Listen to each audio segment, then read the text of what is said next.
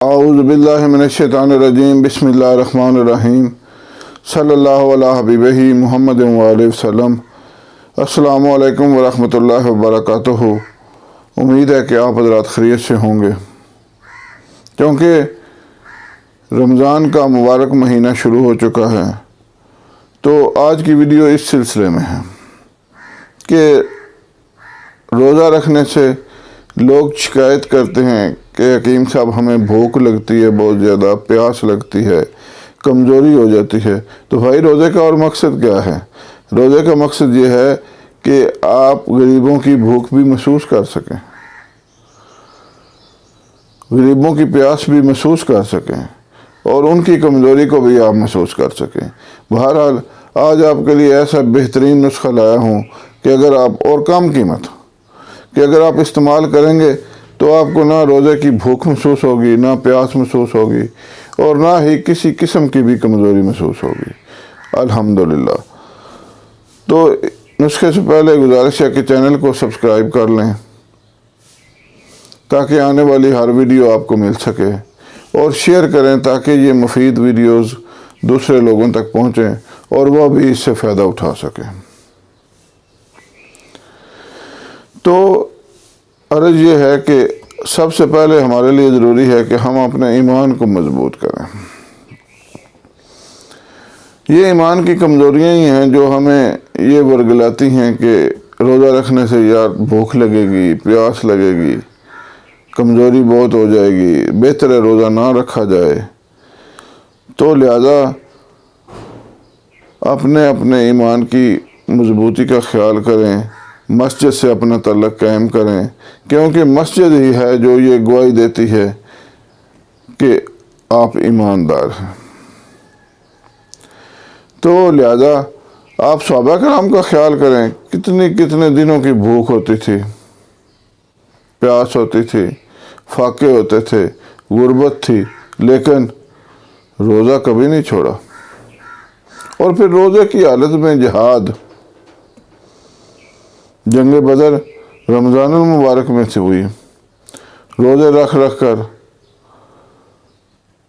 صحابہ کرام نے کافروں سے جنگ لڑی،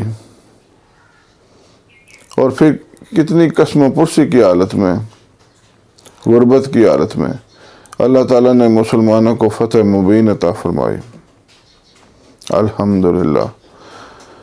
حضور صلی اللہ علیہ وسلم کی ذات مبارک ان میں موجود تھی، ان کی خوش قسمتی کے کیا کہنے۔ پھر جنگ احد، پھر جنگ خندق میں کس طرح بھوک کے عالم میں صحابہ کرام نے اپنے پیٹ پر پتھر باندھ لیے۔ یہ تو روزے سے بھی کچھ آگے کی چیز لگتی ہے۔ وہ مشہور واقعہ ہے نا کہ ایک صحابی آئے اور کہا کہ یا رسول اللہ یہ دیکھیں میں نے بھوک کی وجہ سے پیٹ پر پتھر باندھ لیا ہے۔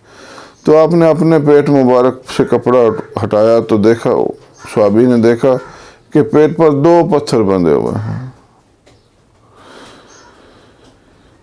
حضور صلی اللہ علیہ وسلم کی بھوک کا یہ عالم تھا۔ اللہ تعالیٰ حضور صلی اللہ علیہ وسلم کے صدقے ہمیں معاف فرمائے اور ہمیں نیک اعمال کرنے کی توفیق عطا فرمائے۔ تو لہذا اس ضمن میں گزارش ہے کہ یہ رمضان ایک بہت بڑا نیکیوں کا پیکج ہے، تو اس سے فائدہ اٹھائیں، زیادہ سے زیادہ فائدہ اٹھائیں تاکہ ہم آخرت میں کچھ اللہ تعالیٰ کو منہ دکھانے کے قابل ہو جائیں۔ اور آخرت کتنی ضروری ہے اس کے بارے میں کیا کہوں۔ اصل جو ہم یہ زندگی گزار رہے ہیں یہ ایک خواب ہے، اور خواب سے آنکھ تب کھلے گی جب آنکھ بند ہو جائے گی۔ اصل زندگی تب ہوگی جب ہماری اس زندگی کی موت ہوگی، وہاں سے اصل زندگی شروع ہوگی، اور وہ زندگی نہ ختم ہونے والی ہے۔ یہاں پر تو جو بیمار ہے وہ یہ خیال کرتا ہوگا کہ میں اگر مر جاؤں گا تو میری بیماری ختم ہو جائے گی، ہو بھی جاتی ہے۔ جو غریب ہے وہ یہ سوچتا ہوگا کہ میں جب مجھے موت آ جائے گی تو میری غربت ختم ہو جائے گی، ہو جاتی ہے۔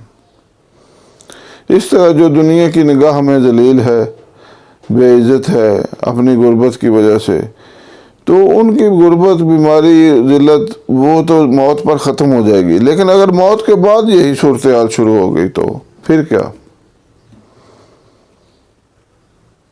وہ شاعر کہتا ہے نا، اب تو کہتے ہیں کہ مر جائیں گے، مر کے بھی چین نہ پایا تو کدھر جائیں گے۔ تو میرے بھائی وہ تو نہ ختم ہونے والی زندگی ہے۔ اس زندگی کی مثال تو یہ ہے کہ ایک عالم نے فرمایا کہ اگر زمین سے لے کر آسمان تک کا خالی جگہ یعنی خلا رائی کے دانوں سے بھر دی جائے اور 1000 سال کے بعد ایک پرندہ آ کر ایک دانہ اٹھائے تو ایک نہ ایک دن وہ دانے ختم ہو جائیں گے۔ آپ اپنے ذہن میں جسٹ امیجن کریں کہ زمین اور آسمان کے درمیان خالی جگہ کتنی ہے،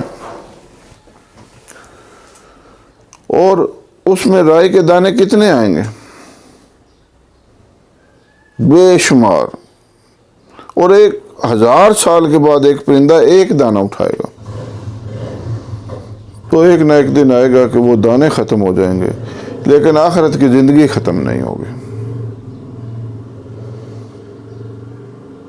وہاں پر جو ذلیل ہو گیا تو وہ ہمیشہ ہمیشہ کا ذلیل ہے۔ اللہ تعالیٰ وہاں کی عزت دے ہمیں اور ذلت سے محفوظ رکھے، آمین۔ سب سے بڑی کامیابی یہ ہے کہ اللہ تعالیٰ کے سامنے ہم پیش ہوں تو اللہ تعالیٰ کہے کہ جاؤ تمہیں معاف کیا۔ اس سے بڑا کامیاب کائنات میں کوئی آدمی نہیں ہے جس کو وہاں پر معافی مل گئی۔ بھائی ریاکاری سے بچو۔ ریاکاری آپ کی نیکیوں کو ختم کر دیتی ہے، جڑ سے ختم کر دیتی ہے، یکسر ختم کر دیتی ہے۔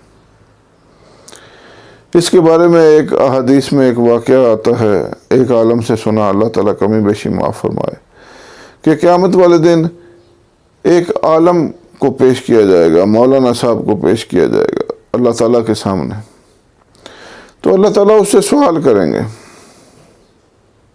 کیا میرے بندے دنیا میں میرے لیے کیا کیا؟ تو مولانا صاحب عرض کریں گے، یا باری تعالیٰ دنیا میں نے آپ کے لیے سینکڑوں درس حدیث دیے، درس قرآن دیے، تقاریر کی، نمازیں پڑھائیں، لوگوں کو اچھی اچھی باتیں سکھلائیں۔ تو اللہ تعالیٰ فرمائے گا، کیا میرے بندے یہ تو تمہاری نیت تھی کہ لوگ مجھے مولانا صاحب کہیں، مولوی صاحب کہیں، تم اس نیت سے یہ سارا کچھ کرتے رہے، تو وہ اجر تو تمہیں دنیا میں مل چکا، لہذا اب میرے پاس تمہارے لیے کچھ نہیں۔ تو اسے الٹا کر کے جہنم میں پھینکا جائے گا۔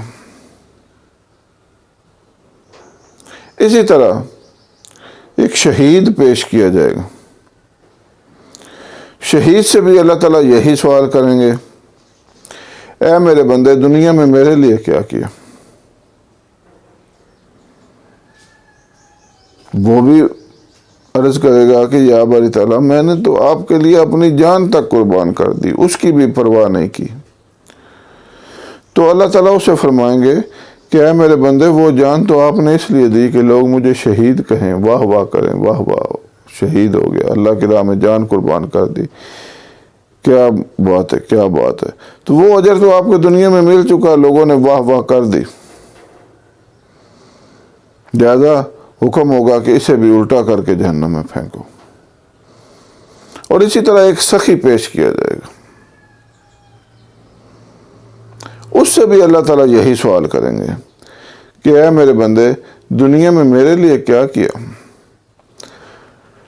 تو وہ عرض کرے گا، یا باری تعالیٰ میں نے پاس جو مال تھا میں نے وہ آپ کی راہ میں خرچ کر دیا، غریبوں کو کھانا کھلایا، لوگوں کو لباس لے کر دیے، لوگوں کو کاروبار بنا کر دیے، میں نے مدارس بنائے، مساجد بنائی۔ تو اللہ تعالیٰ اس سے بھی یہی فرمائیں گے کہ یہ تو آپ کی نیت تھی کہ لوگ کہیں واہ کتنا سخی آدمی ہے، کتنا سخی آدمی ہے۔ تو وہ اجر آپ کو مل چکا، لوگوں نے آپ کو سخی کہہ دیا، واہ واہ کر دی، تو لہذا حکم ہوگا کہ اسے بھی الٹا کر کے جہنم میں پھینکو۔ اور میں یہ باتیں کرتے ہوئے بھی آپ سے ڈرتا ہوں، اللہ تعالیٰ مجھے بھی عمل کی توفیق عطا فرمائے، کہ وہ ایک آدمی ہوگا قیامت والے دن، وہ عذاب میں مبتلا ہوگا، تو پاس سے کچھ لوگ گزریں گے، تو وہ تعجب سے اس شخص سے پوچھیں گے کہ آپ تو ہمیں دنیا میں اچھی باتیں بتاتے تھے، تو آپ آج اس معاملے میں کیوں گرفتار ہیں؟ تو وہ شخص رو کر فرمائے گا، کہے گا کہ میں آپ کو تو اچھی اچھی باتیں بتاتا تھا لیکن خود عمل نہیں کرتا تھا، لہذا میری بھی آپ لوگوں سے یہ درخواست ہے کہ میرے لیے بھی دعا کریں کہ اللہ تعالیٰ مجھے بھی عمل کی توفیق عطا فرمائے، جو میں آپ لوگوں کو نصیحت کرتا ہوں اللہ تعالیٰ مجھے بھی اس پر پوری طرح عمل کرنے کی توفیق عطا فرمائے، آمین۔ تو اب آتے ہیں وہ نسخہ، بہترین نسخہ کیمیا کی طرف۔ ایسا بہترین نسخہ میں نے آپ کے لیے تجویز کیا ہے اور انتہائی آسان، بنانے میں بہت ہی آسان ہے۔ آپ نے لینی ہے گلقند 1 پاؤ، برادہ سندل 50 گرام اور دانہ الائچی خرد 50 گرام۔ یہ تینوں عام اشیاء ہیں، ہر جگہ سے، ہر پنسار سٹور سے آسانی سے دستیاب ہیں۔ بنانے کا طریقہ سمجھ لیں کہ برادہ سندل اور دانہ الائچی خرد بریک پیس لیں اچھی طرح، اس کے بعد یہ دونوں چیزیں گلقند میں مکس کر لیں۔ اگر تو آپ چاہیں تو گلقند کو گرائنڈ بھی کر سکتے ہیں تاکہ مزید بریک ہو جائے، نہیں تو اس کو تھوڑا پیس لیں، آپ کی دعا تیار ہے۔ صبح سحری میں 1 چمچ بھر کر سحری کرنے کے بعد آپ ہمراہ پانی یا دودھ استعمال کریں، سارا دن آپ کو ایسا لگے گا کہ جیسے میرا روزہ ہے ہی نہیں، یعنی نہ بھوک ہوگی نہ پیاس ہوگی، اور طبیعت انشاءاللہ فریش رہے گی۔ اور آپ یہ بنا کر اپنے جو دوست نہیں بنا سکتے ان کو بھی گفٹ کریں تاکہ وہ بھی اس سے فائدہ اٹھائیں، کیونکہ کوئی اتنی زیادہ قیمتی چیز بھی نہیں ہے، آسانی سے دستیاب ہر چیز مل جاتی ہے، تو آپ یہ بنا کر اپنے دوستوں کو بھی گفٹ کریں تاکہ وہ بھی اچھی طرح ماہ رمضان گزار سکیں، اور آپ کے لیے یہ دعا کا سبب بن جائے گا، آپ کے لیے اجر کا سبب بن جائے گا۔ امید ہے کہ آپ اس نسخہ سے فائدہ اٹھائیں گے۔ خاکسار کو دعاؤں میں یاد رکھیں کیونکہ یہ مہینہ ہی دعاؤں کا ہے۔ اللہ تعالیٰ میری اور آپ کی عبادت کو قبول فرمائے، ہمیں ریاکاری سے بچائے اور ہمیں اس مہینے سے پورا فائدہ اٹھانے کی توفیق عطا فرمائے، آمین ثم آمین۔